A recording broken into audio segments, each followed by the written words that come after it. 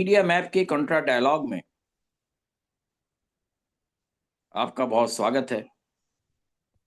Doctor Satish Mishra और मैं professor Shivaji सरकार, हम दोनों कुछ हल्की फुल्की बातें करते हैं। बातें हल्की फुल्की होती है, पर शायद आपको लगे कि कुछ गहरी बातें हम कर रहे हैं। वो भी कोशिश हमारी नहीं रहती है, पर हो जाती है। क्योंकि बातें तो हल्की फुल्की ही होनी चाहिए, मतलब जैसे भी आप निकालें। ये प्यार की भी बातें होती हैं और मुश्किलातें की भी बातें होती हैं। तो आज हम बात करने जो करेंगे, हम बात करेंगे कुंभ मेला में। सरकार का कहना है एक दिन में 3.5 करोड़ लोग आ गए। सरकार कह रही तो आ ही सकते हैं। क्यों नहीं? डॉक्टर मिश्रा, क्यों नहीं शिवाजी भाई? देखिए, सरकार के ऊपर यकीन करना एक बड़ा काम है। क्योंकि बिल्कुल बिल्कुल। सरकार तो अपने नगाड़े बजाने में यकीन करती है ना। हम भी उस नगाड़े में थोड़ा सा नगाड़ा बजा लेते हैं।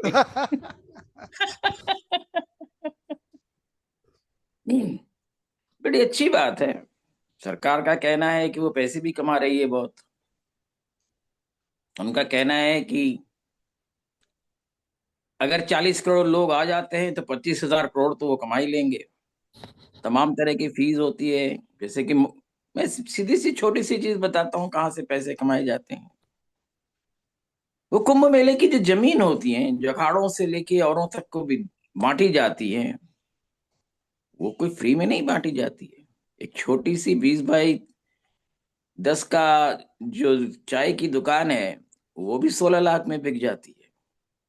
अरे साहब, शिवाजी भाई, एक रात के ठहरने के लिए तंबू का किराया कम से कम 40,000 रुपया है। अब तो एक को वो तो कोई खैर जो जाता दे नहीं। सकते हैं वो दे। वो तो अलग बात है। 40 लाख कोई दे सकता है, वो दे, हमें चालीस उसमें कोई हजार परेशानी। 40,000। अब अगर देखिए, जैसा नहीं शिवाजी भाई, एक तो जाता नहीं, परिवार जाता है, दो तीन लोग जाते हैं। अब आप समझ लीजिए कि देखिए, कुंभ जो आस्था का पर्व है, उसको आप दुकानदारी में परिवर्तन कर रहे हैं। हर चीज को बिजनेस की तरह ट्रीट कर रहे हैं, इंडस्ट्री की ट्रीट कर। अरे भाई, आस्था को बेचने का काम सनातन धर्म में कब से शुरू हुआ? मुझे ये जानकारी आप अगर दे दें तो मुझे अच्छा ही आप देखिए, लगेगा। ये सवाल जो आप पूछ रहे हैं, ये सरकार कह सकती है कि ये तो सनातन काल से चली आ रही है। नहीं, ये बात सही नहीं सनातन, वो कहेंगे कि सनातन काल से तो हम बिजनेस ही करते आ रहे हैं, हमारा काम ही है। बिजनेस करना है। सरकार का काम सरकार का काम शिवाजी भाई बिजनेस करना नहीं है, बिजनेस को प्रमोट करना, बिजनेस के को फैसिलिटेट करना काम जरूर है, पर खुद धंधा करो, ये ये समझ में सनातन नहीं बातें आया। हो गई, आपने जो कहा ये बातें सनातन हो गई। अब आज के जमाने में इसकी कोई खास मतलब नहीं रह गया है। सरकार है तो हम डेफिनेशन बदल सकते हैं, परिभाषाएं बदल देते हैं। मतलब हम जो जैसे सूट से। अगर सत्ता आ गई तो हम सब बदल डालेंगे, है? इसका मतलब ये हुआ, सारी परिभाषाएं, मतलब आप कहो, जो मैं कहूं, बस अंतिम सत्य वही है। बिल्कुल बिल्कुल सनातन साहब। धर्म में तो ये देखिए, औरंगजेब ने एक मंदिरें तोड़ी, हमने सैकड़ों मंदिरें तोड़ दी।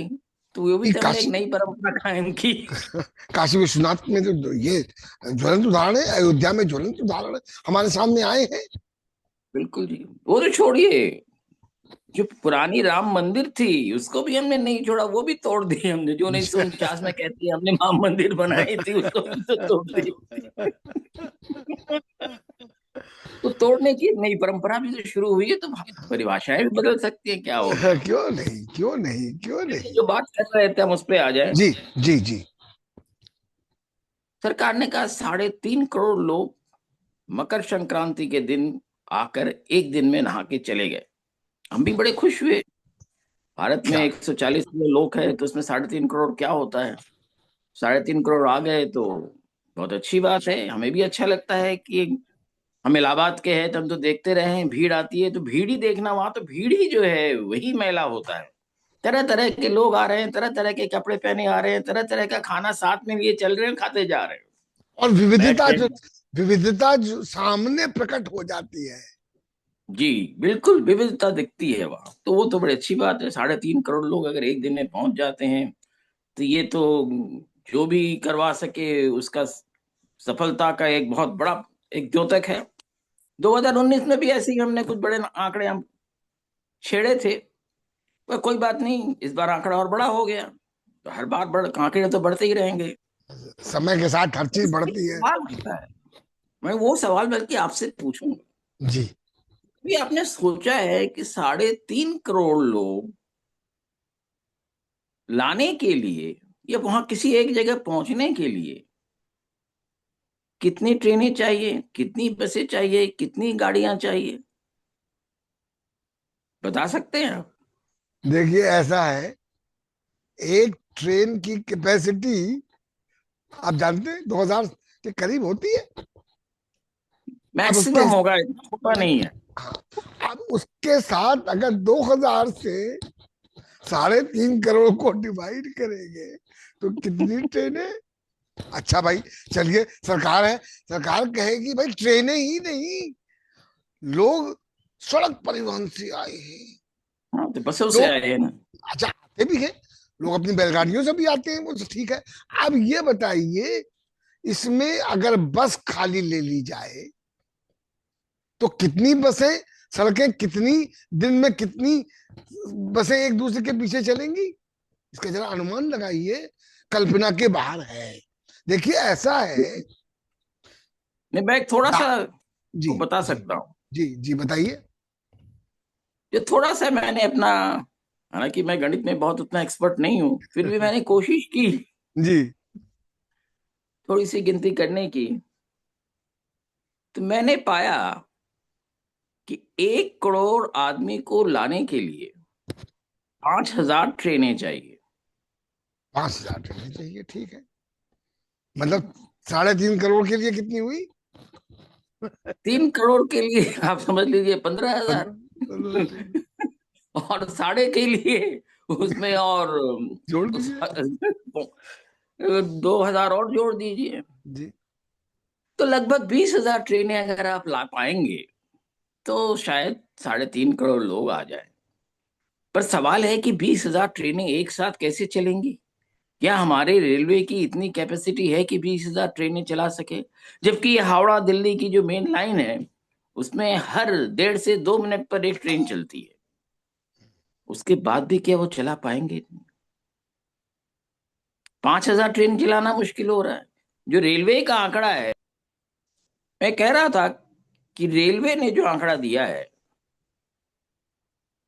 उसमें इलाहाबाद को इन 1.5 महीने से ज्यादा का जो वक्त है उसमें उन्होंने कहा है कि 13,000 ट्रेनें इलाहाबाद पहुंचेंगी, जिनमें से जो रेगुलर ट्रेनें चलती हैं वो भी शामिल है। सारे ही जी स्पेशल ट्रेनें नहीं है, कुछ स्पेशल जी। ट्रेनें भी वो चलाएंगे डेफिनेटली। 13,000 ट्रेनें तो वो एक महीने में 1.5 महीने में चलाएंगे, और एक दिन में अगर हम 3.5 करोड़ ले आ सकते हैं तो फिर ट्रेनें चलाने की भी शायद जरूरत न रह जाए। अच्छा, दूसरी बात सोच लीजिए आप, मान लीजिए सारी बसें जितनी लगी हुई है, उत्तर प्रदेश की, मध्य प्रदेश की भी आती हैं और जगह को भी बसें आती है, प्राइवेट बसें भी आती है, सारी बसें अगर लग जाए तो एक दिन में कितने लोग आ सकते हैं, कभी अंदाजा किया है? नहीं, एक एक बात सुनिए आप इसमें। सड़कों की एक लेंथ होती है, एक लेंथ में मान लीजिए 1 किलोमीटर में कितनी बसें आ सकती हैं, एक के पीछे एक के पीछे एक, और मोमेंट कितना स्लो होगा। आप देखें ना, ट्रैफिक को किस, ट्रैफिक मैनेजमेंट की क्या एक जाइजेंटिक प्रॉब्लम खड़ी होगी की आप बात कर रहे हैं, कि मान जी लिया बेशक। तो। और उसके बाद इलाहाबाद की अपनी जनसंख्या, प्रयागराज को अब कहने लगे हैं, कितनी है? मेरे ख्याल से 16 लाख, 16.5, 17 लाख के करीब होगी। 16 लाख करीब शहर के आसपास का है, पूरा जिले का मिला के करीब 17.5 लाख है। अब बताइए आप, कि और वो कुंभ कैसे। क्षेत्र में जितनी जगह है, कुंभ क्षेत्र में जितनी जगह है, 3-4 किलोमीटर की जगह है, मुझे तो नहीं लगता है कि उसमें 3.5 करोड़ लोग कभी समा सकते हैं।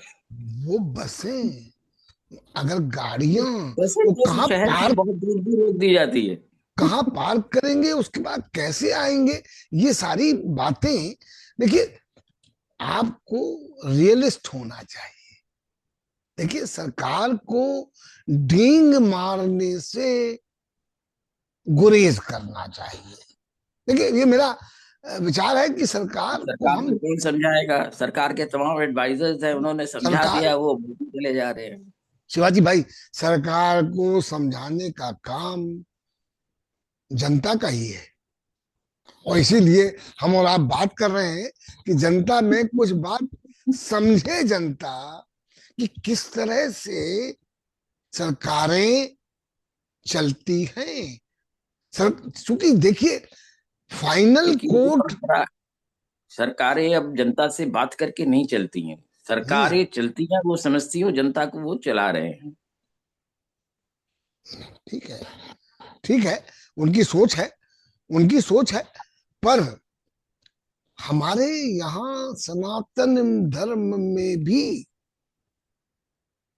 जिसको कहते हैं कि एक शास्त्रार्थ की परंपरा है, आपको वाद विवाद की परंपरा है, और जनता के दरबार में सब नंगे होते हैं। तो देखिए, सरकार अगर इस देखिए, आपने मुगालते, अश्लील शब्द का प्रयोग किया है। वैसे महर्षि रजनीश जो थे, जी, वो कहते हैं कि भगवान के लिए कोई अश्लील नहीं है। अगर नहीं, अश्लील होता तो सबको कपड़े पहना के ही भेजते तो वो। इसने बात तो सही कही। जी जी। खैर, अब सारी बसें अगर आप ले ले, जो मैंने कह रहा था, जितनी भी प्राइवेट है, सरकारी है, स्टेट गवर्नमेंट की है, यूपी गवर्नमेंट की है, मध्य प्रदेश गवर्नमेंट की है, बिहार गवर्नमेंट के, सारी बसें हर तरह से आती हैं। ऐसा नहीं है कि नहीं आती हैं। और आदि, उनका अलग अलग तरीके से पार्किंग के भी इंतजाम होते हैं अलग अलग दिशाओं में। तो सारी बसें एक दिन में अगर मान लीजिए चलाई भी जाए, तो भी 50,000 से ज्यादा से लोग नहीं ला सकते। मैं ये भी बहुत बढ़ा के बोल रहा हूं मैं। तो मुझे नहीं मालूम कि ये संख्या बढ़ाने से क्या लाभ मिलता है। एक चीज मैं बता दूं, एक चीज और हो रही है इलाहाबाद में। जी, मैं इलाहाबाद इसलिए कहता हूँ बार बार, क्योंकि मुझे ये जो नया नाम है प्रयागराज, प्रयागराज तो कोई चीज है नहीं, तीर्थराज प्रयाग है। और इलाहाबाद है, जो मनु की पुत्री के नाम पे उस जगह का नाम उनके बेटे पुररवा ने रखा था। तो इलाहाबाद का मैं रहने वाला हूं, मैं तो अपने को सनातन परंपरा से जोड़ता हूं। तो इस इलाहाबाद में अभी 2 दिन पहले मेरे मित्र गए थे, उस दिन इत्तेफाक से जी। रक्षा मंत्री राजनाथ सिंह जी भी पहुंचे थे, कुछ और भी वीआईपी पहुंचे थे स्टेट के। उनके साथ उनके साथ जो गए थे, उनके पुराने सहयोगी भी गए थे, जो अब सुधांशु जी भी गए थे, जी जो जी कि जी, उनके बिल्कुल। जो कि उनके जोशी भी है। बहरहाल, और वो ये तय करते हैं कि आज राजनाथ जी कौन से रंग के कपड़े पहनेंगे। खैर, बहरहाल, वो छोड़िए। जी। क्यों नहीं, पर उसके लिए जो है पुलिस ने क्या किया? हम्म। पुलिस ने तमाम जगह बैरिकेड लगा दिए। और जा- आम जनता जो पैदल चलती है, और कम से कम 5 से 7-8 किलोमीटर पैदल ही उनको चलना पड़ता है, उनको सीधे रास्ते से न ले जाकर सबसे छोटे रास्ते से, तो वीआईपी आते हैं, हम्म। गाड़ियों से आएंगे, तो जी उनके लिए तो छोटा रास्ता बना दिया गया। और बाकी जो जितने लोग थे उनको कई किलोमीटर और घुमा दिया गया, उनको बाड़ों में भी लगा दिया गया। और बाड़े बनाए जाते हैं कि भीड़ के मैनेजमेंट के लिए अलग अलग क्वारंटाइन किए जाते हैं। जी। और समझिए को 8-10 किलोमीटर चले होंगे वो। तो मैंने किसी अफसर से पूछा कि आप ऐसा क्यों करते हो, लोगों के लिए परेशानी क्यों पैदा करते हो? जी। कहा, देखिए, आप सरकार के बाहर है, आपको नहीं मालूम। हम इसलिए करते हैं कि इससे लगे कि भीड़ ज्यादा हो जाती है। जो भीड़ ज्यादा होती है तो संख्या बड़ी भी दिखती है, एक ही रास्ते से सबको हम डाल देते हैं, और बाकी वीआईपी के लिए तो कोई इंतजाम की बात की जरूरत ही नहीं, हमें तो करना ही है। तो ये जनता के लिए आप जो बात कह रहे थे, किसी को दर्द नहीं है, सब अफसोस है। बेदर्द हैं। अफसोस है। जी बहुत अफसोसजनक है। जनता पैदल चलती है, खुद कहाँ, रात में सोने के लिए भी उनके पास छत नहीं होती है, फिर भी वहां रहते हैं, खुले में रहते हैं, कंबल जी डाल के जी। किसी तरह पड़े रहते हैं, ये भी है।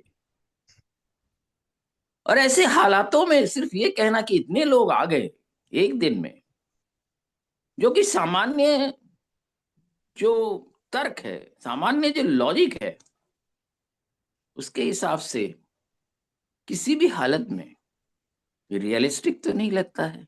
क्या मिलता है सरकार को इस तरह की संख्या बढ़ाने से?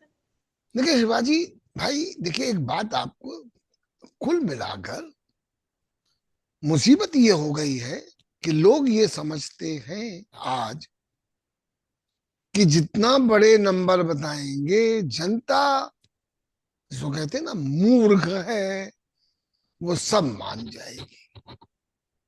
देखिए ऐसा है कि जनता को भोला, जनता भोली जरूर होती है,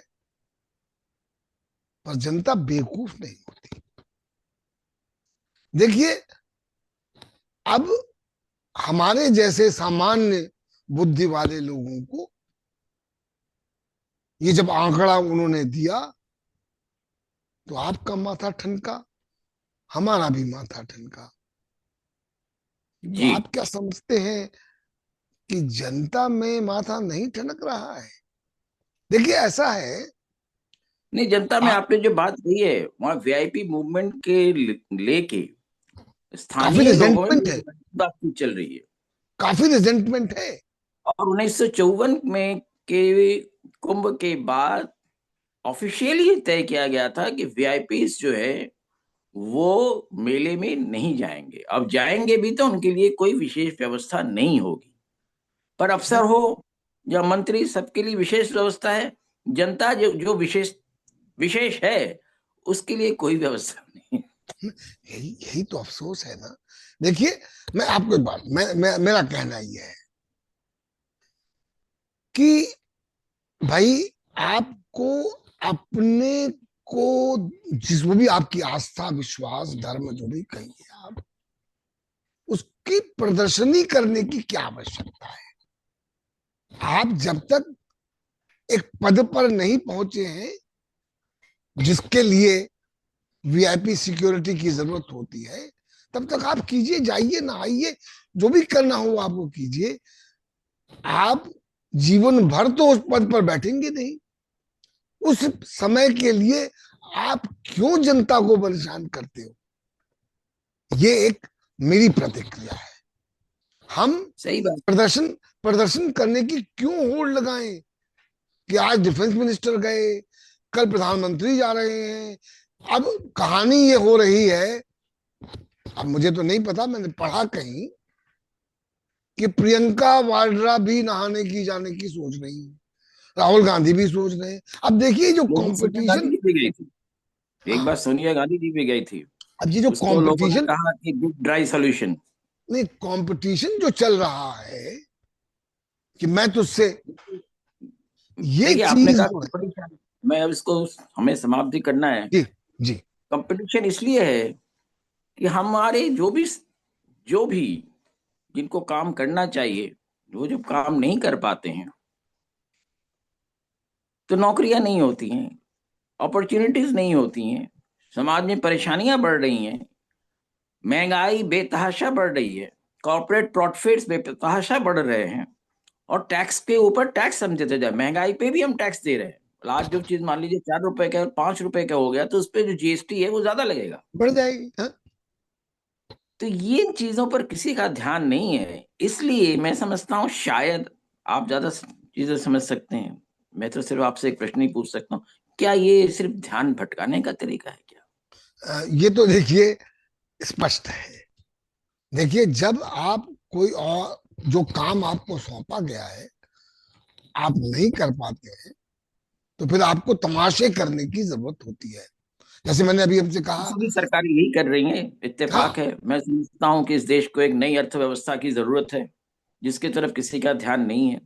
और कुंभ जो है, कुंभ मेरे ख्याल में जनता के दुख दर्द को जिस तरह से दिखा रहा है, खुशी का मौका है। कुंभ मैं समझता हूँ कि एक संवाद का सबसे बड़ा एक अवसर है। सम्मेलन है। बिल्कुल अवसर है, सम्मेलन है, हर तरह से बात होनी चाहिए, हर धर्म के लोगों से बात होनी चाहिए, हर एक के साथ सौहार्द होना चाहिए। वो बात ना करके हम जिस तरह की बातें कर रहे हैं, वो नहीं जाए, नहीं, वो नहीं जाए, वो नहीं जाए, मैं हाँ, समझता हूँ ये भारत की सभ्यता नहीं है। मैं आपकी बात से इत्तेफाक करता हूं। देखिए, मुझे कष्ट होता है जब मैं ये पढ़ता हूं, सुनता हूं कि कोई हमारे बाबा संत ये कहते हैं कि भाई मुसलमान यहाँ चाय की दुकान नहीं लगाएगा। अरे भाई, सदियों से लगाते चले आए हैं। आप आज कह रहे हो, भाई कहां से आपको किसने ये अथॉरिटी दे दी? अथॉरिटी किसके ने आपको दे किसी दी? ने नहीं दिया। जब हम कुछ नहीं कर पाते तो हम यही सब करते हैं। ठीक है। चलिए, बातचीत अच्छी रही, और हम शायद हमारे श्रोता भी समझ रहे हैं कि हम सही चीजें जनता को बताना नहीं चाहते हैं। और कुंभ में भी जहाँ सब कुछ सच सच बताना चाहिए, यही तो कहा है। कुंभ का तो महत्व यही है ना। और कुंभ का मतलब ये है कि सब कोई एक साथ समा जाए। कुंभ में सब। भी बिल्कुल, वही असली डुबकी तो वही है। तो ये एक अच्छी बातचीत रही हमारी। आपको बहुत धन्यवाद, श्रोताओं को हमारे बहुत धन्यवाद।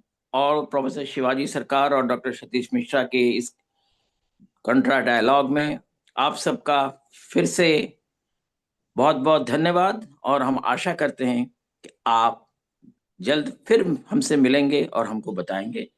धन्यवाद।